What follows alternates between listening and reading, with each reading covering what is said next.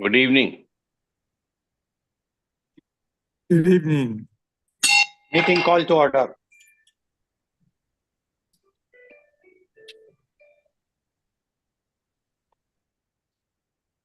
Please unmute. Mr. Secretary, please unmute. Good evening, everybody. Good evening. Yes, please go ahead. I request the President, sir, to confirm the minutes of previous meeting. The previous meetings minutes were circulated and as we have not received any observation or objection, I presume that everybody has approved the previous meetings minutes. So I hereby confirm the minutes of the previous meeting. Sir, today, sir, just give me just a minute, sir. Something has gone. Something is not working. No, you can go ahead, please. We can hear you. Something is not working. Okay. I will. Today we have a very interesting guest with us who is going to speak about the kidney transplant chain. And to introduce him, I would like to invite Rotarian Sunil Gupta to introduce our guest speaker and Ms. Rotarian Alan Soriano. Can you hear me? Yes, please. Hey, good morning from California, USA. It's 7:30 in the morning here, and I'm very delighted for the meeting today. I want to introduce two new members that we had earlier instituted in the month of August, and delighted to introduce Alan Soriano and Josephine Soriano. Alan Soriano is a resident of Nevada, California, and Josephine, his spouse, is actually today traveling, so she's probably dialed in from New York, USA. US is a fairly large country and with time difference. So as I said, on the Pacific Coast, it's 7:30 in the morning. And in New York, it's 10:30 a.m. in the morning. And I appreciate everybody dialing in from all around the world for this Rotary International Club meeting on organ donation awareness. I know it's 8 p.m. in India time and probably somewhere in the middle, Morocco time and England time. It gives me great honor and pleasure to introduce Alan Soriano. Alan is a graduate of California Polytechnic, Cal Poly in San Luis Obispo, graduated with a degree in electrical engineering and master's in EE, so it's called BSEE and MSEE. And he studied electrical and power engineering, and he's been a field applications engineer for semiconductor companies like National Semiconductor, Maxim, and others. He's currently working as a field applications engineer at ST Microelectronics. Alan's spouse, Josie, she is a graduate of UC Berkeley in sociology. And she is also worked for numerous world-class companies in California, including Altera, Google, and she's currently working at NVIDIA. You probably know NVIDIA is a leader in artificial intelligence, and she leads HR and staffing functions for NVIDIA.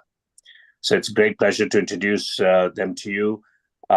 Also, what I want to say, they are personal friends of ours. I have personally gone through a kidney transplant as I'm a recipient, and both these folks were advocates for me personally and my wife, Regina. They helped us through the whole process. So it gives me great pleasure to introduce you to them today, to you today. The topic is extremely interesting today because Alan and Josie themselves went through chain transplant donation and receiving the kidney. So without stealing the thunder, I think Rotarian Lal Goyal, I think there's a video that can be played before they start speaking. Yes, please. So I will request Rotarian Ruby Agrawal to play the video.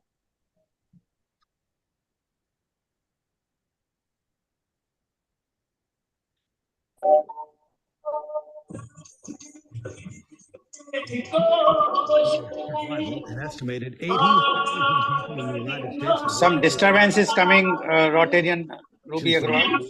Are now all Rotarian Ruby Agrawal, some disturbance is coming. Okay, please go ahead again.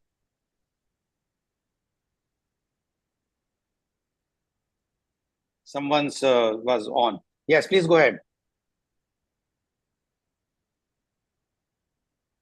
It is a waiting game for survival. An estimated 80,000 people in the United States are waiting for a donor kidney. Tonight, 2 patients from the Bay Area are now off that list thanks to an organ swap that involved 6 different people across the nation. NBC Bay Area's medical reporter Marianne Favreau has a fascinating story of how it was all made possible. Marianne. Well, Tom, doctors call it a kidney chain. It's a logistical nightmare with a big payoff. It involved patients at 4 hospitals, including Stanford and California Pacific Medical Center here in the Bay Area. The result? 3 people that desperately needed kidneys now have promising futures. As a couple, Alan and Josephine Soriano are the perfect match. But when Alan learned he needed a kidney transplant, we were not a match. So Alan went on the waiting list for a kidney. The waiting list for Bay Area is very long, 6 to 8 years, we were told. He was on dialysis while he waited, and then came a rare opportunity. Alan received a kidney at Stanford Hospital through what's known as a kidney chain. The logistics it took to make it happen would make your head spin. On November 19th, someone at UCLA Medical Center donated a kidney to Alan. It was flown to Stanford for his transplant. At the same time, his wife Jo kidney to a patient at a hospital in New York City. And in exchange, another patient there donated their kidney to a patient at California Pacific Medical Center in San Francisco. 6 surgeries, 4 different hospitals, 3 kidneys flying hundreds of miles. If any one of those patients was sick or had a cold, we'd have to cancel the cases, and all of them would be affected by it. This picture of Alan and Josephine was taken shortly after their surgeries. Even though I don't know this person, I feel like there's some connection still, and then that person will hopefully, you know, have a better life because of it. Dr. Mark Melcher from Stanford Hospital says patients outside the chain benefit too. By giving them a living donor, they come off the deceased donor list, and so it shortens the overall list. Alan is now off dialysis, and he and Josephine are doing well. They now hope other patients will continue the cycle of giving they were happy to be part of. You keep the chain going, and more people could be helped. Well, what's amazing is that these surgeries are an extension of a chain that started with another group of patients. So far, a total of 8 people in the chain have received donor kidneys. And that person that we told you about that received one at California Pacific Medical Center will now have a friend or family member donate their kidney to continue the chain. So who knows, in a few months, I may come back to you and tell you 20 people were involved in this chain, Lisa. That'll sound really good. Thanks a lot, Marianne. We're saving you money here at 5-1. Okay, so you have seen today that our Rotarian Alan Soriano has got the kidney through this kidney transplant chain, and we have already heard his introduction and his wife's introduction. So now we would like to know from him his experience and how this chain worked. So over to you, Alan. Hi, good morning, good evening, everyone. Thank you for inviting me to speak in front of the Rotarian Club. Next month is my 16th anniversary of that event, and I'm doing quite well. I'm hoping to continue enjoying life through travel. I haven't been to India yet, but it's on my list. But I have been to Morocco and Antarctica. I've been to all 7 continents. I've taken full advantage of the opportunity that I was blessed with through Stanford, UCLA, Cornell, and California Pacific Medical. Um, the kidney chain cluster that allowed me to receive a kidney actually occurred. The surgeries occurred in early October, and my donor, a gentleman named Steve Shavel, who I endeavor to have lunch with or dinner with once a year. We meet in Santa Barbara, California, because he lives in Los Angeles. We discussed we still discuss the event almost 16 years ago. His wife is still doing well. His wife's name is Gail. She spent 30 years uh, basically ill until she received her kidney. And Steve, who was considered a bridge donor, there was basically a 6-week delay, 6-week scheduling delay when he donated his kidney, and I received his kidney. My wife's kidney, as the news report said, her kidney went to New York, and some donor in New York who came to San Francisco. So it was kind of a logistical nightmare.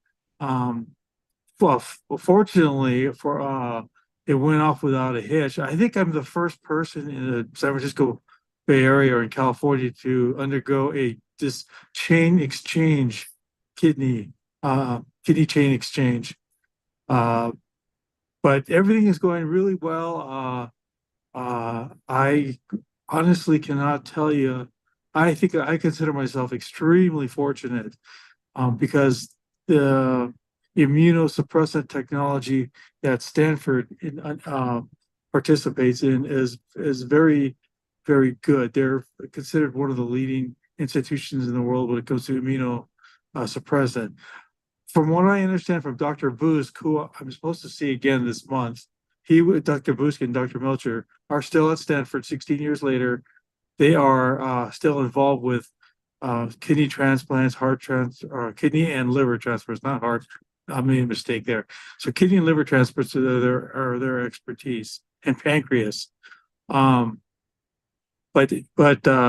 I see him once a year, and he gives, just that he was to just check up on me. I'm actually surprised because usually surgeons, it's a 1-day endeavor or 1 day, 2 days, and they're done. But he wanted to follow up because I was the first, and also I participated in a alternative drug that Pfizer manufactures called Celgens, which is really designed for rheumatoid arthritis, and now it's been approved by the U.S. FDA for 3 others. But unfortunately, it's not approved for kidney transplant immunosuppressant therapy. But that's okay. I'm still on it. I'm doing really well. I just pop a pill in the morning and night, and I take another transplant medication called mycophenolate, and then I also take prednisone, but a very small dose, 0.5 milligrams every other day. Prednisone is one of those drugs that's a double-edged sword. It raises your glucose level, so I take all the same. I undergo the same therapy as people with that have diabetes. But although I'm actually since 2000, I reduced my weight by about 14, 15 kilos. So I'm doing really well. I mean, my lifestyle is incredibly active. I still mountain bike. I go hiking in the Sierras. I recently moved from the San Francisco Bay Area to just east of Lake Tahoe in the mountains in eastern California, western Nevada, and I spend my time hiking in like 2.5 kilometer. I'm sorry, 2.5 meter, 2,000 meters, 3,000 meter mountains, and my only physical limitation is my chronic asthma. But even then, I can overcome that with medication. But with respect to the kidney, nothing, it has never stopped me from doing what I want any activity that I want. I have no limitations. I am so fortunate. I've even scuba dived in the Great Barrier Reef. Well, it was against doctor's orders, but you know what? I'm not going to listen all the time. I want to see the fish, So I went scuba diving in the Great Barrier Reef. I've gone to Morocco, Tanzania, Kenya just last year to do a photography tour on 4 safaris. I've gone to Tibet. Um, uh, I've yet to visit India, Japan, and New Zealand, but they're all 3 on my list to go. As I said, I think I recovered pretty quickly because I was in decent health. I generally have a very positive attitude, and from what I read and talked to the doctors at Stanford, your attitude has a big role to play in the recovery of any surgery of this magnitude. In fact, just only a few days, 3 or 4 days after my transplant, I was probably walking 3-4 kilometers every other day. So it was quite a journey, and I'm still on that journey. And I'm hoping to beat the world's record for kidney transplants, which is like 42 years. So we'll see. But if anyone has any questions, please feel free to ask me. Yeah, thank you very much, Alan, for giving the details about how your kidney transplant chain. First, before I will open to others to ask the questions, my first question to you is, were you the first to be in this kidney transplant chain, or before you this chain were there? I believe I was told I was in the very first kidney chain exchange on the west coast of the United States. There had been a previous chain exchange on the East Coast, but on the West Coast, I was the first. I see. And you or your wife at any given moment has not thought of it that if suppose somebody will not, because as you said that first your wife gave the kidney and then the chain started, etc. Have you ever thought that somebody will not give you the kidney, then what will happen? Well, actually, this was my second attempt at a kidney transplant. The first one was 6 months prior, but one of the parties that was going to donate was discovered to have early signs of cancer. So in June of 2008, my transplant was canceled, literally canceled 24 hours before. So that was really kind of heartbreaking. But then Dr. Melcher, the gentleman, the younger doctor in the picture, discovered, he asked me when I was on vacation, he called me and asked me if I would participate in a chain exchange. And I said, of course I would. And I would be the first one in the West Coast. So yeah, it was my second attempt, and second one, went forward without any problems. But it wasn't a direct, the first one was a direct exchange. This one was a chain exchange. Okay. Yeah. Okay. Thank you very much. We will be asking more questions. I will now ask our other members to ask the question, because this is something, because in India, we have swap kidney transplants. Although there was a chain transplant took place in Ahmedabad, but it is only in a city, not like in your case where the kidney was flying from the west coast to east coast and covering so many miles, thousands of miles. While in India, it was done. And in India, the maximum record is 10, while as per the latest report, which I could got from my research, is that in Philadelphia, the Pan Medicine sets worldwide record with 100 kidney pair donation transplant in a year. So, and they are saying that it can be going through, it's not stopped. Now, when your thing took place, as the report was saying that she was mentioning that it can be 20 after some time. Do you have any idea that after that also somebody has continued the chain, or it is stopped after the eight transplants? I haven't got I heard a rumor that it got stopped because the bridge donor that was supposed to donate backed out. So So it ended in San Francisco at California Pacific Medical. But I've read other places. In fact, Johns Hopkins in Baltimore, Maryland, on the East Coast, has developed, has built a surgery center around kidney chain exchange. So all the rooms are in one building on the same floor. So, like for instance, when I received my kidney, I was supposed to receive it at about 1 o'clock in the afternoon, but it didn't show up until 3 or 4, which concerned me. But Dr. Booth says as long as it's implanted within 12 hours, it's fine. It's fine. Okay. But as far as the my exchange, I think it ended because the bridge donor backed out.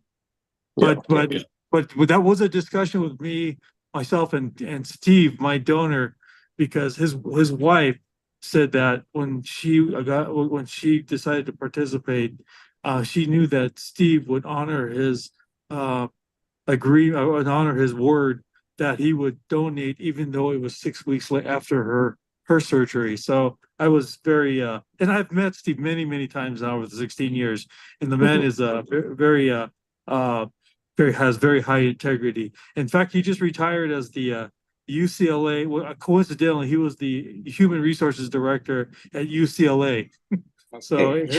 So he knew the doctors there too. Yeah. Okay. Thank you very much. Now it's open forum now.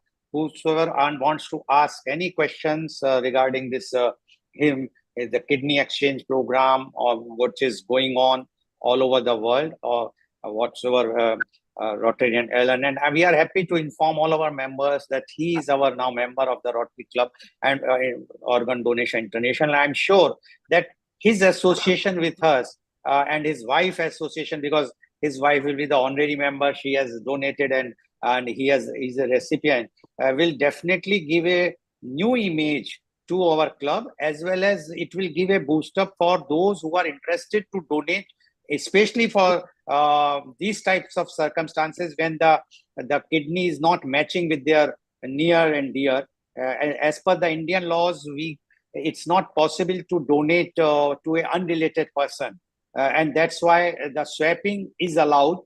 Chain they have allowed, but that is in a very restricted area. It's not that from one city to another city, but I'm sure with this type of informations which are now coming and which will definitely open and give a new way of thinking to Indian policymakers, and we will see to it that they will allow this type of chain across the country, or even across the world, because when one from your place to the kidney has flown to New York, it means it has taken about 6.5 hours, 7 hours flight. Similarly, from India, it can go from nearby country also, but even in India, it can go. So thank you very much. Yes, please, whosoever wants to ask question, please unmute and ask the question. Yeah. Hey, Alan, I wanna just pile on what Alan said. So first of all, from an advocacy standpoint, it's very important. I want to give full credit to Alan and Josie, because when I was going through kidney failure and I needed a transplant, again, the awareness program in terms of what goes through kidney transplant and donation process, both Alan and Josie helped us a lot. Right. And I think, to create this awareness of organ donation for internationally is the charter of our club. And we can save lives by having people sign up for, donation of their organs, perhaps, not just living, but for the close ones, but also deceased organs when we pass away. But one of the questions, Alan, I have is, chain swapping and chain donations come with a caveat that the donor has to be committed to donating, right? And that's Correct. the question, really, in countries other than the United States, even here, if a donor backs out and decides not to donate, breaks the chain, breaks the swap, breaks the confidence and also the hope of many down the chain. So were there agreements that you had to put in or sign, Josie? I mean, how were you confident that this change is going to work? Because if somebody just changed their minds. From what I understand from Dr. Busk and Dr. Melcher, the person who broke the chain, there's no legal way of forcing them to donate an organ, right? It cannot be compelled legally to do so even if they sign a contract. So unfortunately, so a lot of people were denied the opportunity, and I don't know what happened down that chain, but it's not positive if people need kidneys. So legally, there's no repercussions. Unfortunately, I mean, because of World War II and obvious reasons, you cannot compel people to donate uh, organs. I mean, to be candid with everyone, I actually explored getting a kidney transplant outside of the United States, in the Philippines and China. Unfortunately, in China, they were using political prisoners and they sell the organs. In fact, back in 2008, I found out it was $10,000. And in the Philippines, it's 25,000. And people donate kidneys in the Philippines because they're so impoverished. I actually lined up a friend of mine who's he was a Filipino professor at Yale. And if I was going to go to the transplant route through the Philippines, I would have paid 25,000, plus I would have paid all the travel expenses for my friend Fidel.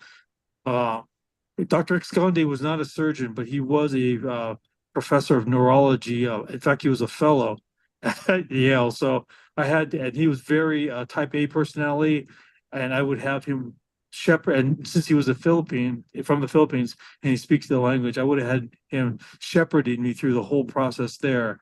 He speaks the language, he's very aggressive, and he has extremely high integrity. And of course, I would have covered all his travel expenses. But there are places that I drew the line at because of my belief system. I will not buy a kidney in China because they are genuinely executing political prisoners and harvesting their organs. And I personally find that I couldn't live with myself. I had a kidney from a person that was executed. It's just me. But Alan, as per the latest reports, that China has stopped that practice. I don't know whether it is correct or not, but they say earlier they were doing it, but now they have stopped for the prisoners, and they are not taking out the organs from them. That is the anyway. So thank you very much, Dr.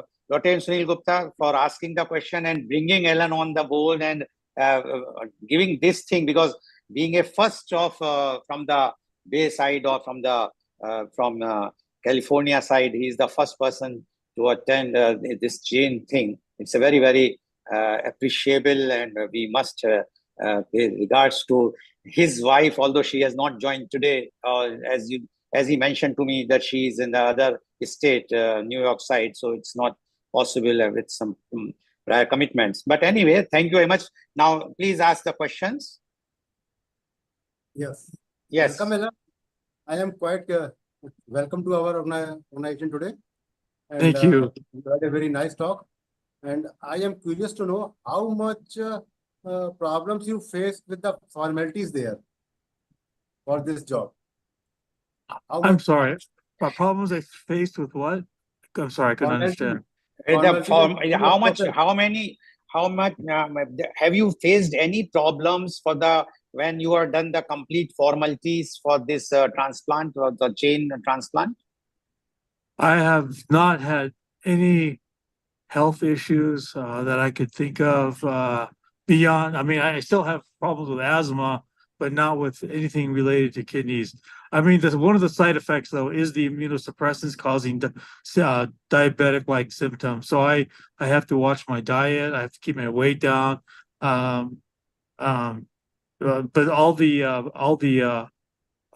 there's nothing from the transplant itself. Just the immunosuppressants. His question is any formalities with the government or with the hospital? Oh no, I'm sorry. No, the government. The government in the United States, if you get a kidney transplant, irrespective of your age, if something goes wrong, they'll cover you for 3 years. But nothing went wrong with me, so I never had to deal with the government at all.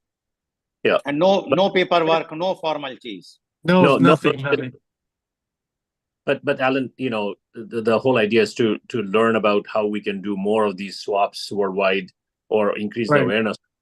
So, the logistics was all handled behind the scenes for you, right? You were not Yes. involved. Yes, no, the logistics. I visited the room where the logistical planning was occurring, and there was this huge matrix on a whiteboard. The transplant nurses, the doctors were all involved in arranging everything, from the flights to the care to the teams. There's so many. There's a lot of complications, a lot of variables, and a complication can occur. But it was not. It went really smoothly from my point of view. Okay. Yes, another question, please. Then, congratulations to you. I would like to know, you were on the, the kidney transplant, isn't it? Yes. Not heart transplant. No, kidney transplant. Kidney transplant. Now, before that, you were using the dialysis. How many years you have used the dialysis, and then you got the kidney? So, as I mentioned, I was supposed to get a kidney transplant in June of 2008. But prior to that, I was never on dialysis. I never experienced the problems with the kidney, having an end-stage kidney disease. However, after the first kidney transplant attempt failed, they put me on dialysis. So I was only on the dialysis for 4 months. I was very fortunate because I have a friend and a coworker who has been on for 10 years, and he has the same set of doctors that I have. Sunil and I had at Stanford, and he has the same doctors we had. So he's just been moved up to the top 10 list in Stanford now. I just talked to him last week. But yeah, I was very fortunate to answer your questions. 4 months. Okay, Thank so you. no Thank you very dialysis. much. Thank you. No, I had dialysis only 4 months. Yes. Okay. Yes, any other question, please? Okay. Ellen, you might have heard the swap thing, because many of our members are also not aware about the chain thing, as well as the viewers who are watching, because it's a live telecast. So I would like to inform that the chain is where the kidneys are going from one place to another place, and another place to another place. So it is taking place. And while in a swap, it is generally between one patient to another patient. In India, it is very common. Now, you have gone for the kidney. Have you heard the similar type of chains for liver in USA? Oh, I have not heard any liver exchange. No.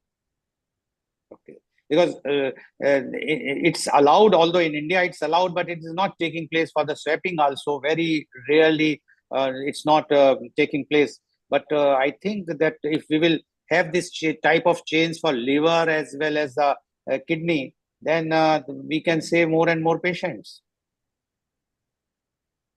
Correct. Yes, liver, and I don't know if you know this, but Steve Jobs tried a pancreas transplant as well. Yeah. Yes. When I was after my surgery, I went back to Stanford many times for follow-ups. Right after the transplant, I was driving to Stanford. Well, my wife was driving me to Stanford at least 3 times a week for, I believe it was the first month, and then it dropped down to once a week after that, and so forth and so on. So I met in the transplant clinic. I met people who had multiple transplants at once. Kidney and pancreas, kidney, liver, kidney, that kind of surgeries. And then I also found out that Stanford is doing far more kidney transplants now than they used to when Sunil and I underwent the process. I think they were only doing once or twice a week. Now they're up to 4 days a week, 5 days a week. But the team is bigger. But Stanford's program is pretty small compared to UC San Francisco or University or Johns Hopkins in Baltimore.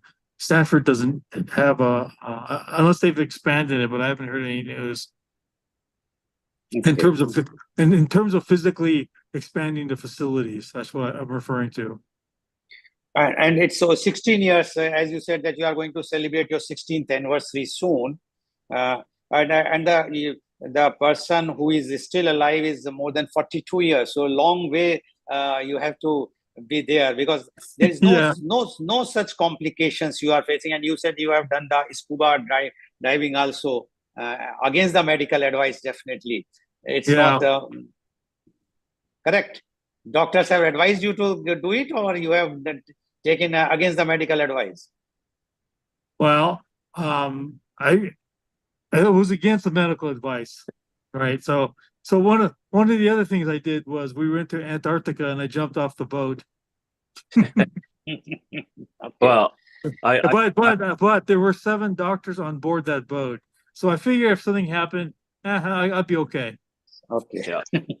I knowing Alan, I have to tell you, he's very adventurous, and what he means to say is, when you go through a kidney transplant, immunity plays a big role in your longevity and survival.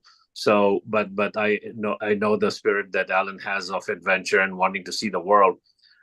Typically, doctors would advise, hey, don't go into countries or places where it has lots of infections, don't have proper treatment facilities, or they don't know what to do if since an episode of rejection happens. So that's basically what he's alluding to, right? I mean, I know Alan's gone to third world countries and visited many places just to be able to experience life. But one of the things from an advocacy standpoint, when somebody needs a surgery or needs a kidney or needs an organ, there's a lot of nervousness surrounding it, because my wife was nervous for donation, and Josie made her feel comfortable about the whole process, and I was personally scared, and Alan kind of introduced me to the right, I was confused which hospital to go to, then he made sure I was connected to the right doctors, and luckily I had the same 2 doctors that you saw in the news clip of the video. Stanford had a very small program at the time. They were doing less than 100 transplants, I think, a year, Alan, at the time. Yes. And now the program is a lot bigger.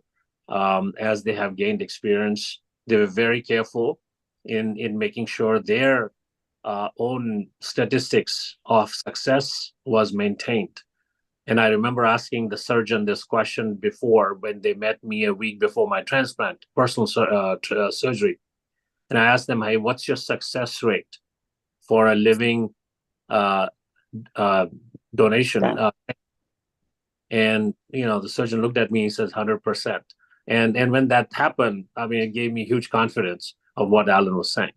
So I think this entire process, success begets success.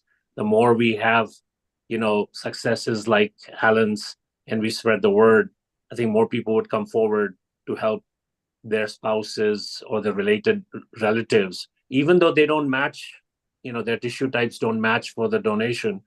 They can step forward to donate to some other person. The other person donates to some other third party, and the third party donates to your loved one. That's the whole idea. No, but it's a very good thing, because in India, although there is a restriction, but for swab, they are allowing it. But whether they will allow for a chain where there is a cities are involved, because right now they have done in a city like Ahmedabad, where it was a closed atmosphere under the supervision of doctors. Because the main crux, any of the countries, if suppose somebody backed out, means he or she has already received the donation, but the kin or the kids will refuse to donate, then the chain breaks. And that is a very challenging thing. for the doctors as well as for the relatives, because who has donated and they are not receiving, it's something which can be. But I'm sure that this Ellen's story will definitely give a boost. And I was when Rotarian Sunil Gupta, you have mentioned me that he is going to be the speaker.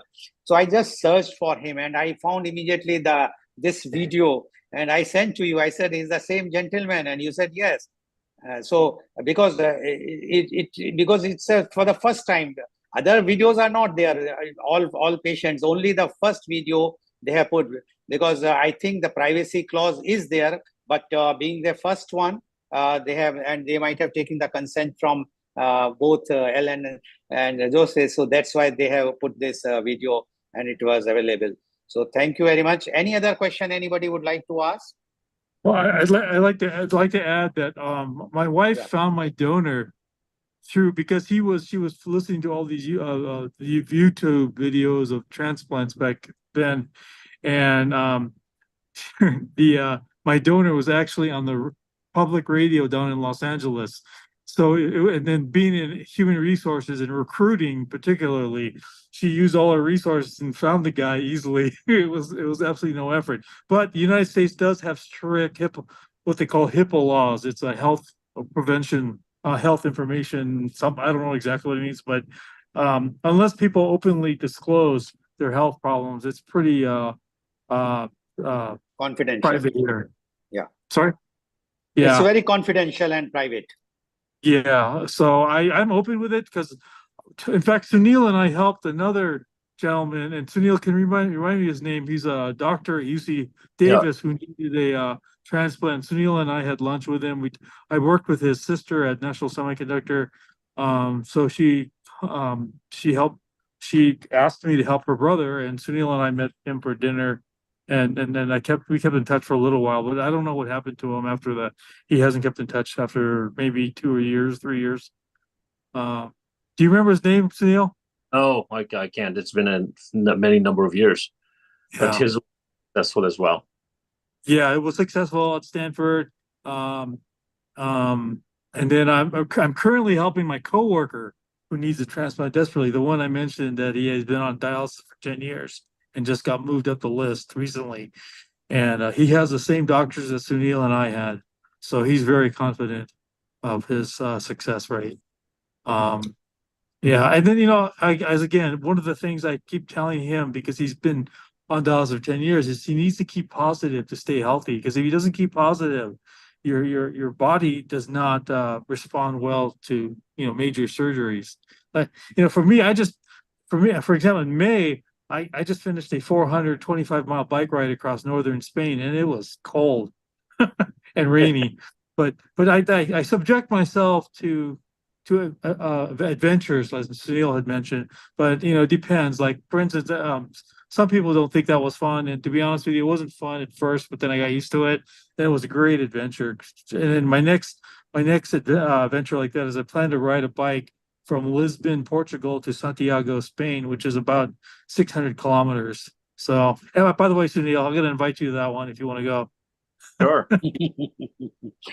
I'm sure that your adventures will continue and you will be definitely joining the meetings regularly whenever you get the time. It's quite early in Nevada, also the same time zone of San Jose, or there's a difference time zone? There's no time difference. I'm still in the same time zone.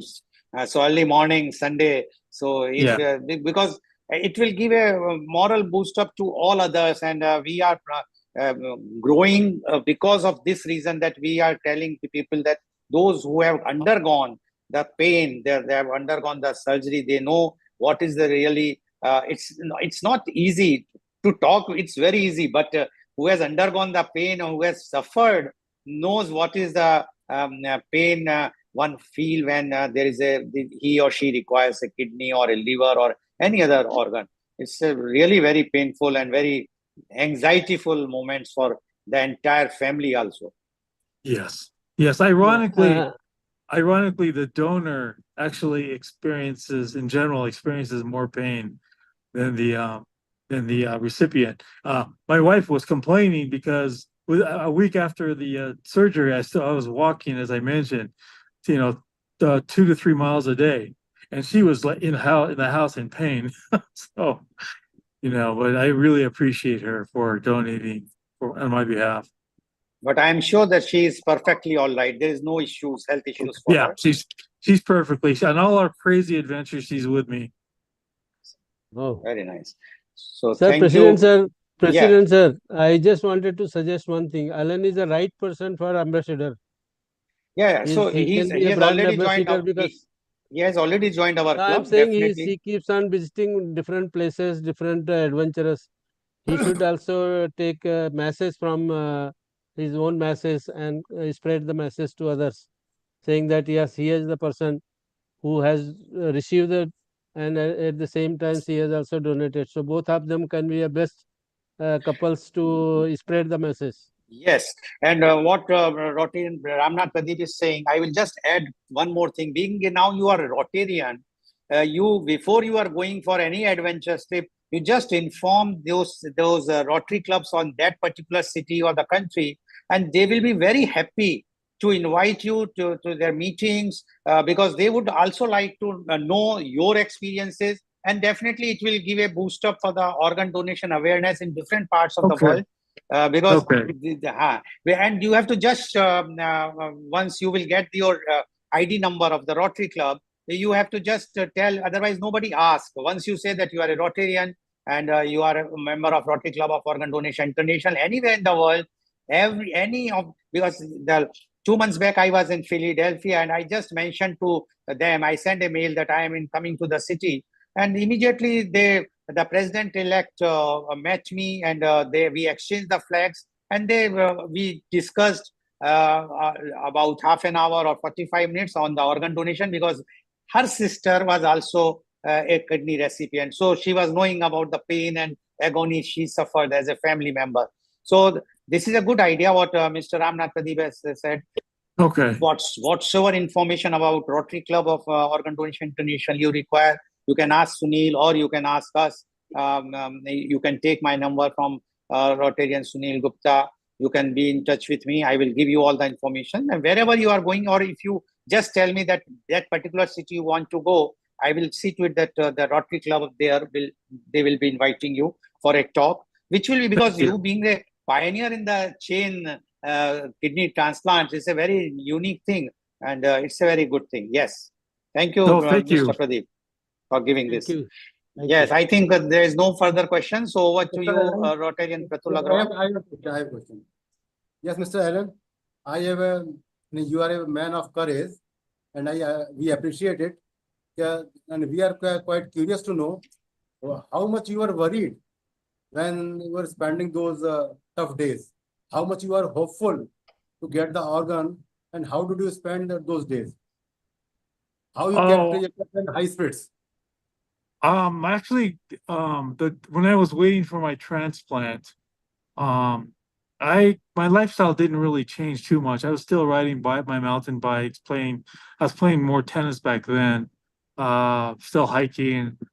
I was a little bit worried, but um, I don't think I was. I wasn't. It was more of just a tiny thought in the back of my head that something can go wrong. I usually generally don't think of the negatives, consequences, unless it happens. I have a very Machiavellian view of things, right? Like if it happens, if it happens, if it doesn't, it doesn't. So, but you just proceed along with your life, and then keep positive. And you have to keep positive because I've my another colleague of mine, her brother has such a negative attitude. He was actually rejected because of the licensed clinical social workers whom you're always meeting with wants to determine if you're the right person. It's kind of like a job interview in a way, as what I figured. At Stanford, they're very careful on who they select because they want people with a positive attitude who won't do drugs, who won't do lots of alcohol. Um, uh, Mike, another colleague, her brother had 2 kidney replacements, but he wasted it because he continued to do alcohol, too much alcohol, and so they refused to give him another transplant, a third one, because he wasted the opportunity of the other 2. Another person in Washington which is in northwest United States. At University of Washington, the hospital there was sued by a person that because they would not grant him a kidney because of his marijuana use. So, they want to evaluate, they want their, as Sunil said, the statistics, they want their statistics to be good, to be high, their success rates to be high. So what they did is they screened people. If you have a track record of doing drugs, abusing alcohol, they're not gonna, Yes. and why should they? Because someone's donating a kidney, or there's not a lot of kidneys to go around, so you have to prioritize. The hospitals have to prioritize whom they give the kidneys to. Yeah. Yes, Unless you have please. a volunteer. They should not go to a drug addict or the person who is abusing those things. Thank you very much. Yes, Rotarian Pratul Agarwal, now go for the vote of thanks, please. Thank you, sir. Now I request Rotarian Dr. Santosh Kumar to give the vote of thanks. Please unmute, sir. Dr. Santosh Kumar, please unmute. Yes. So thank you, Mr. Alan and Sunil Gupta sir and everybody. I think, and at least before that, I would thank Dr. Pratyul for giving me the opportunity for expressing the vote of thanks. Though I joined a bit late, but the interaction which I could gather after joining, it was very, very informative.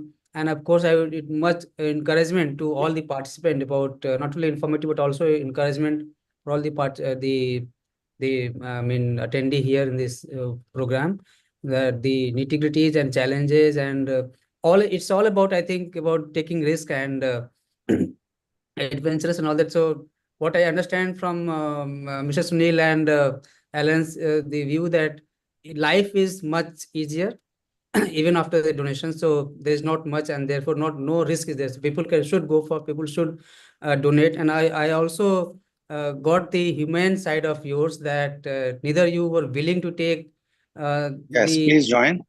The Please people join. in Please China join. who were political Okay. kind of prisoners and compelled to do that. So there is a humanity part, the dignity and the person's right is concerned. And at the same time, you're also highlighted that we should not be donating to somebody who will be not contributing to the society in any manner. So like the drug abuse and all that, they may not be the right people. So it's not that identifying the right donor, but also the right recipient is very, very essential. And as the Mr. Goyal has said, going forward with your experience, we can propagate this message, not only in India and other part, but all around the globe. Thank you so much. So now I hand over again to